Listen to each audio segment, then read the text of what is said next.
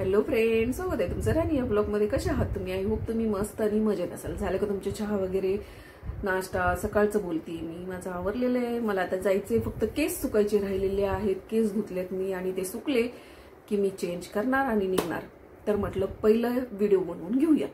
तर व्हिडिओ मी यासाठी बनवत आहे की मी तुम्हाला म्हटले होते त्या केस संदर्भात मी तुम्हाला सांगणार आहे. तर तुम्ही नक्कीच वाट बघत असाल मी जे व्हिडिओ अपलोड करते त्या व्हिडिओला की नक्कीच हे नाही ह्याच्यात ही केले का. परंतु मला तुम्हाला खरोखर फसवायचं नाहीये. मी हात जोडून तुम्हाला सांगतेय की मी दिपोळी झाल्यानंतरच ती व्हिडिओ अपलोड करू शकेल. त्याचं रिझन पण सांगणार आहे. का माहितीये का की ती अशी दुःखद घटना आहे माझ्या आयुष्यामधली, जे तुम्हाला सांगितल्यानंतर तुम्हाला पण वाटेल. म्हणून मला आता दिपोळी आहे आणि चांगले दिवस आहेत, तर हे खराब करायचे नाहीयेत. कारण म्हणून मी तुमच्याशी ती गोष्ट लगेच आता शेअर करणं मला योग्य नाही वाटत. दिपोळी झाल्याबरोबर तुमच्याशी ती विषय मी शेअर करणार आहे. आणि तसंही मी तुम्हाला म्हटलं होतं ते छोटंसं काम झाल्यानंतर करणार आहे. तर नक्कीच माझं छोटंसं काम झालेलं आहे. आणि ते काय काम आहे मी रीतसर तुम्हाला ते सगळे डिटेल्समध्ये सांगणार आहे. कसं घडलं होतं, काय घडलं होतं, नेमकं काय घडलंय आणि त्या व्यक्तीचं काय मत आहे या केस संदर्भात मी तुमच्याशी शेअर करणार आहे. तर कुणीही गैरसमज करून घेऊ नका. मंडली पण सांगितलं नाही, लेट होईल मला प्रत्येक गोष्ट शेअर करायला, परंतु मी शेअर करणार. आणि हे खरोखर खूप दुःखाची घटना घडलेली आहे, म्हणून मी ती तुम्हाला शेअर करू शकत नाही सध्याच्या पिरियड्समध्ये. कारण आता मी एकटीच आहे, तुम्हाला पण माहिती आहे. मला सगळं आवरायचं असतं, बाहेर जाऊन आणायचं असतं, सगळं करायचं असतं. आणि माझा जर मूड ऑफ झाला तर जे गेले त्याच्यासाठी रडत बसण्यापेक्षा जे आता आहेत त्यांच्यासाठी काहीतरी करायचे. परंतु हे दिवस वाया जायला नकोत. आणि दिपोळी म्हटलं की आनंदाचा क्षण असतो. आणि जे माझ्या जवळ आहेत मी माझ्या दुःखात बुडून त्यांच्याकडे दुर्लक्ष करायचं नाहीये, म्हणून मी टाळत आहे. बाकी काहीच नाही. नाहीतर पुरावे हातात आलेले माझ्याकडे, तुम्हाला शेअर करायला वेळ पण आहे. पूर्ण डिटेल्समध्ये मी तुमच्याशी शेअर करायचं ठरवलेलं आहे. परंतु मला थोडासा वेळ हवा आहे तुमच्याकडून. दिपोळीनंतर मी ती गोष्ट तुमच्याशी नक्कीच शेअर करणार आहे की ती केस कशा संदर्भात आणि खोटी केस कशी पद्धतीने टाकली आणि त्याचा खरा गुन्हेगार कोण आहे. ओके, तर मी आणखीन ह्या विषयावरती पण मला तुमच्याशी बोलायचं आहे. ज्या गोष्टी आपल्याला माहिती नसतात, एखाद्या व्यक्तीविषयी ज्या गोष्टी आपल्याला माहिती नसतात, तर आपण काय करतो, तर आपण त्या गोष्टी बोलत नाही ना, बरोबर की नाही. ज्या गोष्टी आपल्याला माहित नाहीत तर त्या गोष्टी आपण बोलत नाही. परंतु काही लोकांना इतकी खाज असते उगाचच एखाद्याची बदनामी करायची, अफवा उठवायच्या, काही करायचं आणि त्याला बदनाम करण्याचा प्रयत्न करायचा. परंतु ह्याच्याने काय होतं, काहीच होत नाही. कारण समोरच्या व्यक्तीला काही फरक पडत नसतो आणि पडायला पण नाही पाहिजे. जर तुमचं खरं आहे, तुम्ही जर खऱ्या आहात आणि तुमची बदनामी करण्याचा कोणीतरी प्रयत्न करत आहे, तर तुम्हाला कुठल्याही गोष्टीचा फरक नाही पडू द्यायचा. तर तो माणूस आहे. नाहीतर तुम्हाला माहितीये ना की लोक बदनाम करायला पहिले पुढं असतात. बदनाम करायला लोक पहिले पुढं असतात. कुणीही असं सपोर्ट करत नाही आणि कुणीही असं चांगलं म्हणत नाही. बरेच लोक असे असतात, फक्त घाण बोलायला आवडतं, घाण विचार करायला आवडतात आणि एखाद्याबद्दल घाण डोक्यामध्ये ठेवतात.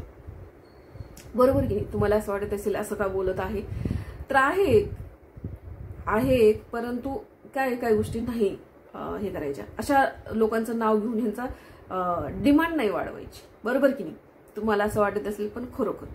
आणि राहिला प्रश्न बी हॅपीवाली ताईचं असं मत आहे की मी कालचा व्हिडिओ टाकलेला आहे त्याला तिचं असं मत आहे की प्लास्टिकचे चिमटे वापरायचे. तर हो ताई, अक्षरशः मी मागच्या वेळेला प्लास्टिकचे चिमटे आणले आणि तुला सांगते अगं ती कधीचे होते त्यांनी ठेवलेले मला काही माहित नाही. तुला सांगते फक्त लावण्यासाठी त्या पॅकेटचे मी चिमटेच काढत होते. कटाकट तुटले प्लास्टिकचे चिमटे. म्हणून मी जास्ती करून प्लास्टिकचे चिमटे वापरत नाही, स्टीलचेच वापरते. मी पहिले पण 2 डझन स्टीलचेच आणले होते, मध्ये 1 डझन आणले होते प्लास्टिकचे, परंतु ते तुटले म्हणून मी हे स्टीलचे वापरते. बाकी काहीच नाही. तुझं उत्तर तुला नक्कीच भेटलं असं. दुसरा मुद्दा, दुसरे कमेंट्स तिला आवडते बेसन लाडू, चकली आणि अनारसे. तर खूप छान गोष्ट आहे. तुला जर वेळ भेटला तर ये नक्कीच माझ्याकडे. परंतु मी बेसन लाडू बनवू शकते, ते येतात मला. चकली मी तुला नक्कीच रेडीमेड चितळेंची खायला घालेल.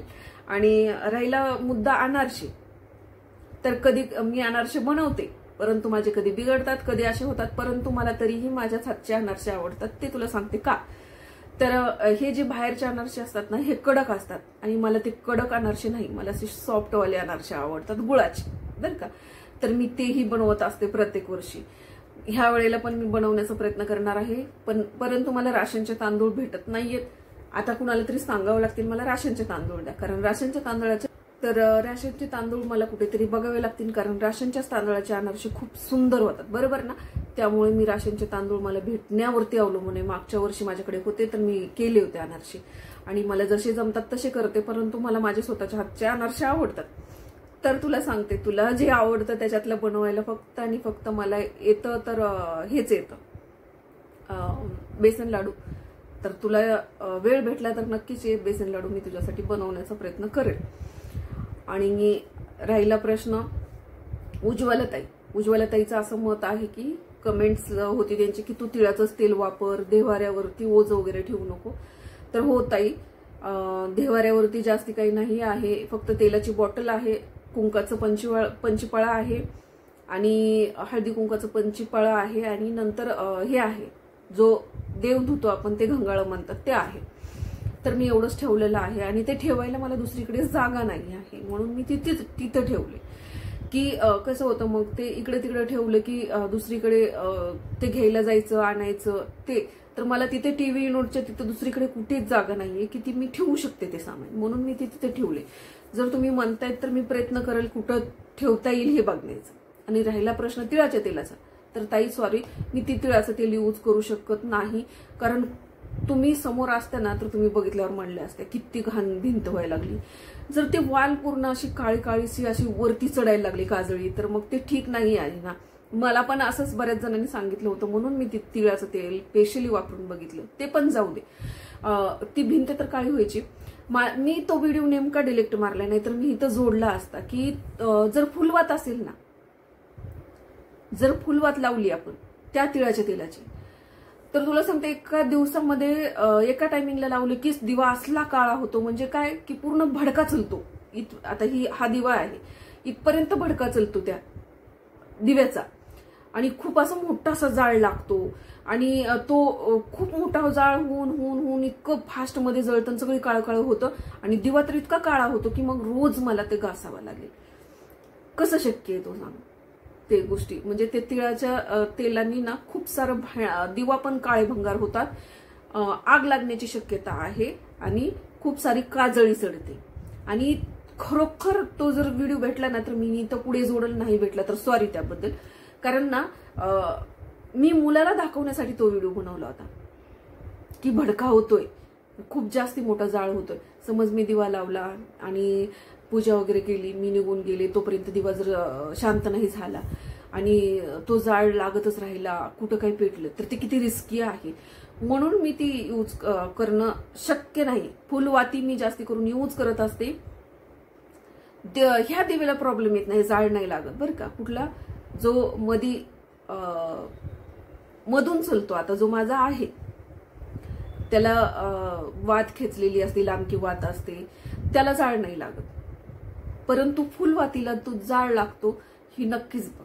म्हणून मी ती तिळाचं तेल वापरू शकत नाही. उज्ज्वलाताई तर माफ करा, मी साधंच तेल वापरणार आणि वापरू शकते, कारण की कसं आहे माहितीये का, मला एकतर क्लिनिंग लागते, आणि सारखं सारखं अशी काजळ्या चढत राहिल्या, घाण होत राहिले हे घर, तर हे घर ठीक पण नाहीये, बाकीच्या गोष्टी पण घाण होतात. तिळाचं तेल वापरायला जरी देवासाठी चांगलं असलं तरी ती कधीही घरात काही होऊ शकतं, आणि ती मी स्वतः 2 वेळा अनुभव घेतलाय. 2 वेळा. एक वेळा माझ्या मुलांनी स्वतः करून बघितलं. आता काय झालं होतं, दसऱ्याच्या दिवशी गाडीची पूजा करायची म्हणून मी काय केलं, तो दिवा ऑलरेडी मी देवापाशी लावलेला होता, मग माझ्याकडे दुसरा दिवा नव्हता, फुलवातीवालाच दिवा होता, म्हणून मी काय केली, घेतली फुलवात आणि लावली वगैरे. तो खाली गेला, गाडीची पूजा केली, हार वगैरे घातला, सगळं केलं, आणि वरती आला. वरती आल्याच्या नंतर त्यानं तो दिवा हे करायचा ना, म्हणजे आता तो असाच दिवा होता, त्याने ठेवायचा ना साईडला, आणि फॅन वरती चालू होता, पण फॅन बारीकच होता. त्या फॅनच्या हवेने, आणि तो असाही भडकतो, तो दिवा इतका भडकला, मोठ्याने जाळ सुरू झाला, आणि सगळा दिवा काळा झाला. आणि तो नेमका आलेला होता आणि मी किचनमध्ये होते, मला माहितीच नव्हतं. मम्मी जाळ करायला लागलं. मी किचनमधून पळत येऊन बघितलं. मी म्हटलं पहिला फॅन बंद कर. फॅन बंद केला. तो पूर्ण जाळ, सगळं तेल संपलं, पूर्ण जाळ झाला आणि तो दिवा पूर्ण करपला आणि नंतर तो दिवा शांत झाला. तर जर हा फुलवात लावल्याच्या नंतर प्रत्येक वेळेला जर असं होणार असेल तर मला सांग, ते तेल वापरून उपयोग आहे का? मी असं म्हणत नाहीये की आता माझ्याकडे तेल आहे ऑलरेडी, माझं ते तेल तसंच पडून राहणार आहे, मी यूजच करू शकणार नाही, कारण फुलवात मी लावूच शकत नाही. पहिला मुद्दा. मी तुपाचा दिवा अधूनमधून लावत असते आणि तेलाचा असतो. तर आता हे जो तिळाचं तेल राहिलेलं आहे ना, हे फक्त मला दीपावळीला बाहेरचे दिवे असतात. बाहेर कितीही काजळी चढू दे, काही होऊ दे, बाहेर काही वाटत नाही. तर ते बाहेर दीपावळीसाठी मला ते तेल यूज करावं लागेल दिव्यांसाठी, तेव्हा जाऊन कुठं ते वापर होईल त्याचा. नाहीतर मी तर शक्यच नाही. आणि तिळाचं तेल दुसऱ्या गोष्टीला कुठल्या आपण वापरू शकतो, ते स्पेशल देवासाठी आहे. तर जर देवासाठी ठेवले तर त्याच्यात एवढं असं नसायला पाहिजे ना की ती इतकं काळं होईल, इतकी काजळी देईल, इतकं खराब करल, आग लागन चक्क. खूप जोराची आग लागते ताई, तू ट्राय करून बघ. फुलवात लावून तिळाचं तेल लावून आगच लागते डायरेक्टली, पूर्ण दिव्यात आग लागते, सगळं तेल असं भडका धरतं आणि जेव्हा तो जळतो तेव्हा काळा भंगार पडतो. तर हे माझ्यासोबत 2दा झाले, म्हणून पण मी रिझन ह्या व्हिडिओच्या माध्यमातून देत आहे. तर उज्ज्वला ते तुम्हाला नक्कीच समजलं असणार आहे. आणि तुम्ही मंदिरावरचं बोलतात तर मी पहिलं पण सांगितलंय, माझ्याकडे जागा नाही म्हणून मी तिथे ठेवते. तरी पण मी नक्कीच प्रयत्न करेल की मला कुठे जागा जर ऍडजस्ट झाली तर मी तिकडेच ठेवेल ते सगळं. कारण की टीव्ही नोटवरती ते सगळं तसं मांडून ठेवायला पंचपाळ हे ते चांगलं वाटत नाही. त्याच्यापेक्षा देवाऱ्यावरती वरती ठेवलं म्हणजे काही नाही, म्हणून मी ते ठेवलंय, बाकी काहीच प्रॉब्लेम नाहीये.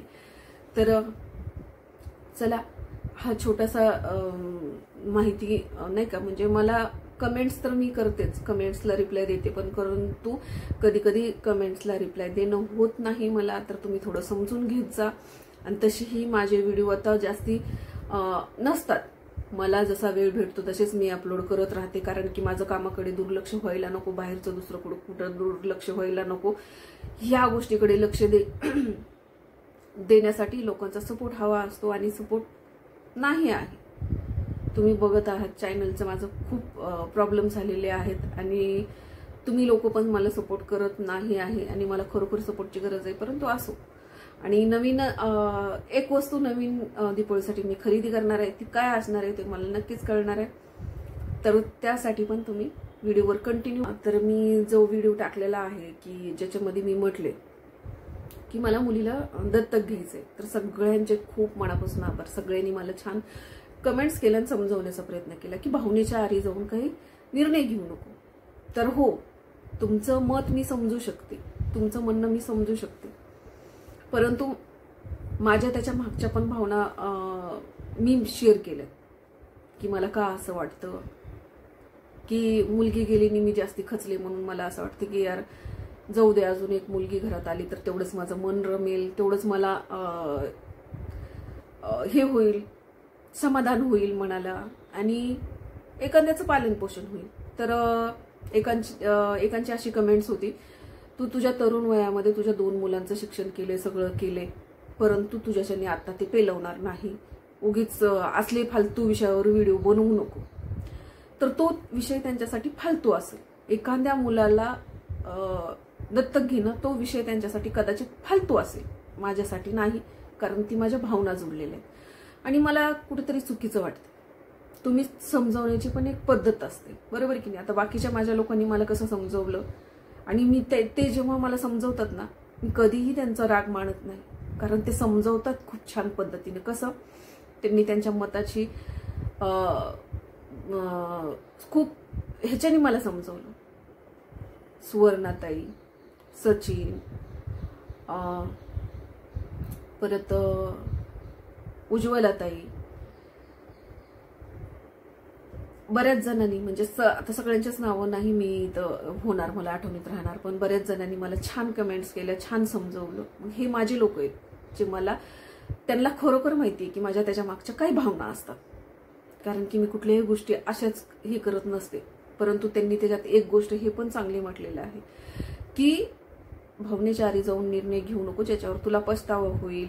आपलेच होत नाहीत तर दुसऱ्याची कधी होणार आहे, ते बी बरोबर आहे.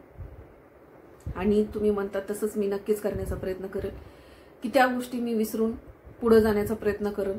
आणि राहिला प्रश्न सेवा करायचा, तर हे बघा, मी स्वामी सेवा, भोलेनाथ सेवा नक्कीच करते आणि खरोखर करते.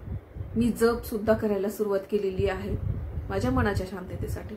परंतु 2 हॉबीज माझ्या आहेत आणि जी मी तुम्हाला म्हणजे मला कुठे गेल्यानंतर मला समाधान भेटेल हे मी तुम्हाला लवकरच दाखवणार आहे. आणि त्या गोष्टी मी नक्कीच हे करण्याचं, जसं अशोक दादा म्हटले की पुणे हे कलेचं माहेर आहे, तर हो दादा, माझी ही काही आवड आहे. परंतु कसं होतं, रात्रीचा टायमिंग, मला ते जायचं यायचं सगळं म्हणजे परत ही होईल म्हणून मी ती करत नाहीये. परंतु ज्या गोष्टीनं मला समाधान भेटेल ना, मी आता बोलून नाही तुम्हाला समोर दाखवणार की मी माझं मन कुठं रमवण्याचा प्रयत्न करणार आहे आणि मी कुठं जाऊन माझ्या मनाला हे करण्याचा प्रयत्न करणार आहे. मी तुमच्याशी थोडा टायमिंग द्या, नक्कीच दाखवून देणार आहे की मला कुठं गेल्यानंतर समाधान भेटेल आणि मी हे करण्याचा प्रयत्न करणार आहे. माझ्याकडे असेल ना वेळ, किंवा मला कधी एकटं वाटेल, कधी निराश वाटेल, कधी मी म्हणजे नाही का डिप्रेशनमध्ये जाण्याचं म्हणजे डिप्रेशन येईल मला, त्यावेळेला नक्कीच मला कुठे समाधान भेटतं ना त्या ठिकाणी जाईल आणि तुम्हाला मी दाखवेल. हे बघा, आज मला खूप सारं टेन्शन होतं, मी इथं आलेली आहे आणि इथं आल्यानंतर मला खूप छान वाटले. तर ह्या गोष्टी मी नक्कीच करण्याचा प्रयत्न करेन. जिकडं माझं मन रमल, जिकडं मला काही गोष्टीचा विसर पडेल. ह्या विसरण्यासारख्या गोष्टी नसतात आणि जो त्या परिस्थितीमधून चाललेला असतो ना त्यालाच माहिती असतं की यार परिस्थिती काय असते. माणूस किती जरी बिझी असला तर त्याला असा काही क्षण असतो कुठंतरी त्याला एकटेपणा जाणवतो. आणि एकटेपणा हा फक्त आणि फक्त नवऱ्याचाच असा नसतो, नाहीतर काही लोक इथं खूप घाणेरडे विचाराचे आहेत जो चुकीचा अर्थ काढतात. एकटेपणा म्हणजे मुलांपासून सुद्धा एकटेपणा वाटतो आणि खरोखर वाटतो मुलांपासून. मुलं मोठे झाले की मुलं आपली आपली लाईफ जगायला सुरू करतात आणि आपण एकटे पडतो. ही अपेक्षा एवढीच असते की मुलांनी आपल्याला विचारावं, मुलांनी 2 शब्द आपल्या शेजारी बसून गप्पा माराव्यात, मुलांनी आपलं सुख दुःख विचारावं, मुलांनी आपल्या तब्येत ठीक आहे का नाही विचारावी. नाहीतर तुम्ही इकडं बघा दुखतंय खुपतंय म्हणून कुडकुडत असतात आणि मुलं त्यांचे मस्त व्यस्त असतात, बरोबर की नाही. तर हे प्रकार माझ्यासोबत होत आहे. मुलगी गेलेली आहे, मी तिचा विचार जास्ती करत नाही, पण काही वेळेला मला काही गोष्टी विचार करायला भाग पाडतात. राहिला दुसरा मुद्दा, मुलगा आहे माझ्याजवळ, परंतु तो असून काही उपयोग नसतो. तो संध्याकाळी 8-8:30ला येतो, त्याच्यानंतर तो त्याच्या मोबाईलच्या लाईफमध्ये बिझी असतो. जेवायला बसतो, जेवणाच्या ताटावरून जे सोफ्यावर बसतो तोच माझा सोफा कम बेड आहे, तो लावतो, बेड लावतो आणि तो मोबाईल बघत रात्री 12-12:30 पर्यंत पडलेला असतो. तो कधीही येऊन विचारत नाही. मी बोलत असेल तर त्याचं लक्ष नसतं. आता त्या दिवशी मी जे ऑटोवाल्याचा विषय शेअर केलाय तुम्हाला व्हिडिओमध्ये, ती विषय मी माझ्या मुलाला सांगत होते. बस फक्त हू करून ऐकून घेतलं, त्यांना कुठलाही रिप्लाय दिला नाही. फक्त एकच, तुला म्हटलं होतं जाऊ नको, झालं. परंतु कुठला ऑटोवाला होता, बरं कसं झालं, कुठं सोडलं, काहीच नाही. हेच जर मुलांनी आपल्याला जर सांगितलं असतं तर आपला जीव कितीही झाला असता. माझ्या मुलासोबत काय होत होतं किंवा माझ्या कुठं झालं, कसं झालं, काय झालं, कमीत कमी तुम्ही एवढं तरी विचारा. परंतु मी इथं तर स्वतःहून सांगत होते माझ्यासोबत काय त्या दिवशी घडण्याचा प्रयत्न झालाय. पण मोबाईल मधनं डोकं बाहेर निघल तर ऐकल ना. आणि मी बोलते तरी सुद्धा तो घासावर घास खात होता आणि मोबाईल बघत होता. घास खाताना मोबाईल असतो का नाही मी तुम्हाला नक्कीच दाखवेल. जेवताना मोबाईल मध्ये तोंड असतं, तो काय खातोय, किती खातोय हे त्याचं भान नसतं. अशी सगळी परिस्थिती आहे. म्हणून माझ्या मनाला कुठेतरी वाटलं की यार आपण आपलं मन रमवण्यासाठी किंवा आपल्या मनाला समाधान, की चला एखाद्याची आपण जिम्मेदारी घेऊ आणि त्याच्यामध्ये आपलं मन रमलं जाईल, हा विचार करून मी ती गोष्ट बोलले होते. परंतु एक कमेंट्सने मला इतकं हट केलं, फालतू विषय यावरती व्हिडिओ बनवू नको. जर तुम्हाला फालतू विषय वाटतो तर तुम्ही माझ्या चॅनलवर येता कशा, खरोखर येऊ नका तुम्ही. कारण ना फालतू विषय जिथं असतात तिथंच जाऊन तुम्ही त्या गोष्टी बोला. माझा तो फालतू विषय नव्हता, कारण तुम्ही एखाद्याच्या भावनेला हात घालता. जर तुम्हाला पटत नसेल तर मी तुमच्या घरी आले नव्हते आमंत्रण द्यायला की या म्हणून व्हिडिओ बघायला, बरोबर की नाही? तुम्ही क्लिक करता, तुम्ही बघता आणि तुम्हीच परत अशी कमेंट्स करता की समोरच्याला वाईट वाटेल, त्याच्या भावना दुखावतील. मी तुम्हाला तिथेही रिप्लाय दिलाय आणि मी तुम्हाला आत्ताही सांगते, तुम्ही खूप चुकीचे कमेंट्स करताय. एखाद्याला हर्ट होईल अशा कमेंट्स करू नका की ज्याच्या कडून तुम्हाला वाईट ही जाईल. आणि राहिला प्रश्न सुवर्णाताई, तुम्ही एवढ्या छान आहात. तुम्ही आतापर्यंतच्या ह्याच्यामध्ये कधीही मला चुकीचं सल्ला दिला नाही, चुकीचं समजलं नाही, चुकीच्या बोलल्या नाहीत. परंतु मी तुमची एका ठिकाणी कमेंट्स बघितली होती, ज्या पद्धतीने तुम्ही कमेंट्स केली होती त्याच्यात काहीच चुकीचं नव्हतं. परंतु तरी सुद्धा तुमचा अपमान केला गेला, तिथं बोलण्यात आलं तुम्हाला. आणि मी ती बघितली आणि तुम्हाला नक्कीच लक्षात येईल की कुठल्या विषयावरती बोलते. मला खूप ती चुकीचं वाटलं. परंतु असो, प्रत्येकाची आपली आपली आवड असते. तुम्ही तिथे गेलात, परंतु सगळेच लोक सेम नसतात किंवा सगळेच लोक समजून घेणारे नसतात. तुम्ही समजावून सांगण्याचा प्रयत्न केला होता. त्या कमेंट्समध्ये तुम्ही काही घाण बोलला नव्हतात, काही नव्हतं. पण तरी सुद्धा एवढ्या छान पद्धतीने तुम्ही कमेंट्स करून सुद्धा तुम्हाला तिथं बोलण्यात आलं. आणि ती तुमचीच आयडी होती, ही पण मी सांगते. तुम्ही नाही जरी म्हटल्या तरी ती आयडी तुमचीच होती. मी तुम्हाला आजही दाखवू शकते तुमची ती कमेंट्स. विषय हा नाही आहे. मला गोष्ट खटकली की तुम्हाला अपमान करून बोलण्यात आलं म्हणून मी हे व्यक्त होऊन इथं दाखवले, बाकी काहीच नाही. बाकी तुमचीच मर्जी. कारण कुठल्याही चॅनलवर कुणी कुठेही जाऊन बोलू शकतं, त्याचं मत मांडू शकतं, तो बी विषय वेगळा राहिला. परंतु आपला अपमान होणार नाही. जिथं तुम्ही योग्य असाल तरी पण तुमचा अपमान होणार, तुम्ही योग्य असून पण तुमचा अपमान झाला, ह्या गोष्टीमुळे मला वाईट वाटले, बाकी काहीच नाही. कारण तुम्ही कशा आहात, आतापर्यंतचा माझा अनुभव 7 ते 8 महिन्याचा, मला माहिती आहे ना. तुम्ही कधीही चुकीची कमेंट्स करत नाही, तुम्ही कधीही चुकीचा सल्ला देत नाही आणि तुम्ही कधीही घाण कमेंट्स करत नाही. आणि तिथेही तुमची घाण कमेंट्स नव्हती. तुम्ही चांगल्या पद्धतीने समजवण्याचा प्रयत्न केला होता की भरकटलेली लोक आहेत जे भरकटत जातात. तर तुम्हाला वाटलं असेल की ती परत चुकण्याचा प्रयत्न करत आहे म्हणून तुम्ही तिथं कमेंट्स केली. परंतु त्या कमेंट्सचं काय झालं तुम्हाला पण माहिती.